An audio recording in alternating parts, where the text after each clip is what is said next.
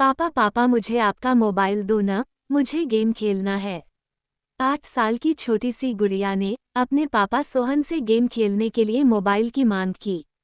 सोहन ने कहा, नहीं बेटा अभी काम है, मुझे बाद में दूंगा। गुड़िया ने जिद करते हुए कहा, नहीं पापा दो ना, मैं तुरंत गेम खेलकर दे दूंगी। सोहन ने फिर से कहा, नहीं बेटा, मैंने कहा ना, मुझे अभी काम है, मैं बाद में दूंगा। रोती हुई गुड़िया अपने माँ के पास गई और कहा, देखो ना माँ, पापा मुझे मोबाइल नहीं दे रहे हैं। वो कुछ काम भी नहीं कर रहे हैं और मुझे दे भी नहीं रहे हैं। गुड़िया की माँ नेहा चिल्लाते हुए बोली, अरे थोड़ी देर के लिए इसे मोबाइल क्यों नहीं दे देते? तब से सिर खा रही है। ये आजकल के बच्चे मोबाइल के कीड़े बनकर रह गए हैं। मोबाइल और कंप्यूटर के बारे में जितना हम माँ बाप को पता नहीं होता, उससे ज़्यादा तो इन बच्चों को पता रहता है। वो हमारे पड़ोसी शर्मा जी हैं न, उनका बेटा मोनू की उम्र हमारी बेटी से 1 या 2 साल ही ज़्यादा होगी। उसे जब देखो मोबाइल में ही घुसा रहता है। कितना एडवांस हो गया है उनका बच्चा। मोबाइल तो अलग बात है, वो लैपटॉप भी चला लेता है। कितना मैच्योर बिहेव करता है वो। लगता है हम किसी बड़े लड़के से बात कर रहे हों। बात विचार में अपने माता पिता की तरह ही स्टाइल मेंटेन करता है वो छोटा सा बच्चा। उसके माँ बाप भी तो कितने फ्रैंक रहते हैं, सबके साथ साथ बैठकर टीवी देखना, मूवी देखना सब करते हैं। कितने सारे गेम लाकर रख दिया है उसके पिता ने उसके लिए। पूरे घर में गेम की सीडी बिखरी पड़ी रहती हैं। ऊपर से मोनू इतना स्मार्ट है कि वो खुद से ही इंटरनेट से गेम डाउनलोड कर लेता है। उनके बेटे को कभी रोते नहीं देखा। दूसरी तरफ हमारी बेटी को देखो, बात बात पर रोती रहती है। हर समय मोबाइल की रट लगाए रहती है। एक आप हो कि उसे तो मोबाइल देते ही नहीं। सोहन ने कुछ सोचते हुए कहा, वो सब तो ठीक है, उसके गेम खेलने के लिए एक अलग से मोबाइल दे दूंगा, लेकिन इस तरह वो ज़्यादा मोबाइल यूज़ करेगी तो उसके आंख पर बुरा असर हो सकता है। नेहा कुछ नहीं बोली तो सोहन ने कहा, मैं अभी किसी काम से बाहर जा रहा हूँ, लगभग 10 मिनट में आ जाऊंगा, फिर हम लोग सब मिलकर कहीं घूमने चलते हैं। नेहा ने कहा, ठीक है, तब तक मैं उसे तैयार भी कर दूंगी। सोहन भी हाँ में रजामंदी देकर घर से बाहर चला गया। लेकिन 10 बजे का गया सोहन 11 बजने तक भी वापस नहीं आया। इस बीच नेहा ने उसे फ़ोन लगाने की कोशिश भी की, लेकिन उसका फ़ोन हर समय व्यस्त ही बता रहा था। नेहा को सोहन की चिंता होने लगी कि आखिर क्या बात है जो अभी तक सोहन आया नहीं। लगातार कोशिश के बाद आखिरकार एक बार सोहन का फ़ोन लग ही गया। फ़ोन लगते ही नेहा बोल उठी, क्या हुआ? 10 मिनट का बोल गए, 1 घंटे से ऊपर हो गया, तुम्हारा तो कुछ पता ही नहीं। सोहन ने बताया, आज के घूमने का प्रोग्राम कैंसल कर दो। आज हम घूमने नहीं जाएंगे, और अगर जाएंगे भी तो शाम को। नेहा ने आश्चर्य और चिंता भरे स्वर में पूछा, लेकिन बात क्या है? कहाँ हो तुम? सोहन ने कहा, हॉस्पिटल में हूँ। नेहा चीख पड़ी, क्या? हॉस्पिटल में क्या हुआ तुम्हें?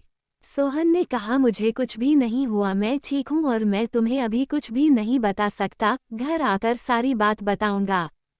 लगभग शाम तक सोहन वापस आया। आते ही नेहा ने सवालों की झड़ी लगा दी, तुमने तो कहा था शाम को घूमने चलेंगे। ये टाइम भी निकल गया। अब गुड़िया को कैसे समझाऊं, सुबह से सज धज कर तैयार बैठी है कि कब पापा आएंगे और वह हम सबके साथ घूमने जाएगी। सोहन ने कहा, उसे किसी तरह समझा बुझा कर खिला पिलाकर सुला दो, मुझे तुमसे कुछ जरूरी बात करनी है। नेहा ने ऐसा ही किया। रात को सोते समय नेहा ने सोहन से पूछा, अब बताओ क्या हुआ, आज दिन भर किस काम से बाहर रहे? सोहन ने बताया, वो हमारे पड़ोसी शर्मा जी हैं न, उन्हें एक परेशानी आ गई थी, उसी में लगा रह गया।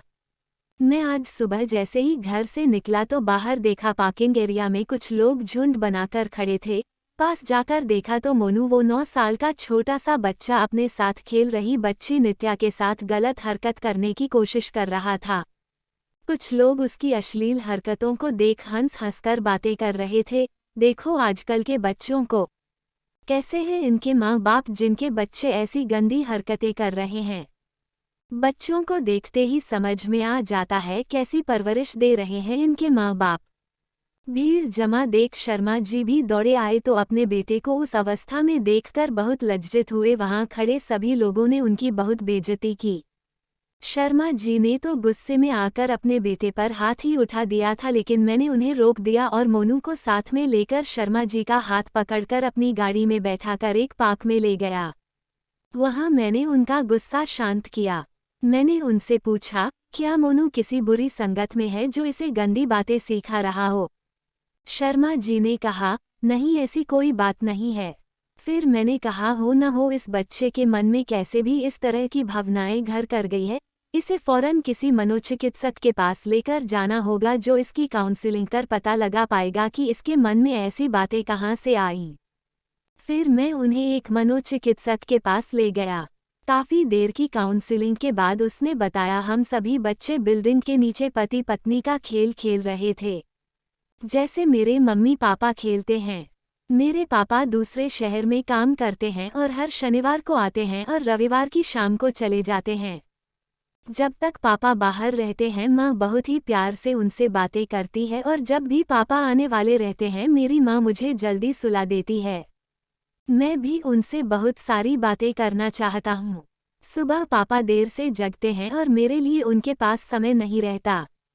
पापा के आने के पहले माँ के कमरे में एक सीडी रखी थी, जिसे देख मैंने सोचा ये मेरे गेम की सीडी है और उसे लैपटॉप में डालकर चेक किया। तभी माँ अचानक मुझे सुलाने आ गई। मैं भी सोचता था कि पापा के आने से पहले माँ मुझे जल्दी क्यों सुला देती है। फिर मैंने रात को सिर्फ सोने का बहाना किया और पापा के आते ही सब कुछ छुपकर देखा कि माँ उन्हें प्यार से गले लगाती है और उसके बाद वो कैसे खेलते हैं। मोनू की यह सब सुनकर मेरे और शर्मा जी के पसीने छूट गए। डॉक्टर ने उसे कुछ दवाइयाँ दी हैं और साथ ही सलाह भी दिया है कि तुरंत ही उसका यह माहौल बदल दे। उसके खेल खिलौने फौरन बदल दिए जाएं। उसे माँ बाप का भरपूर समय मिलना चाहिए। उसके सामने कभी भी उस बात की चर्चा न हो।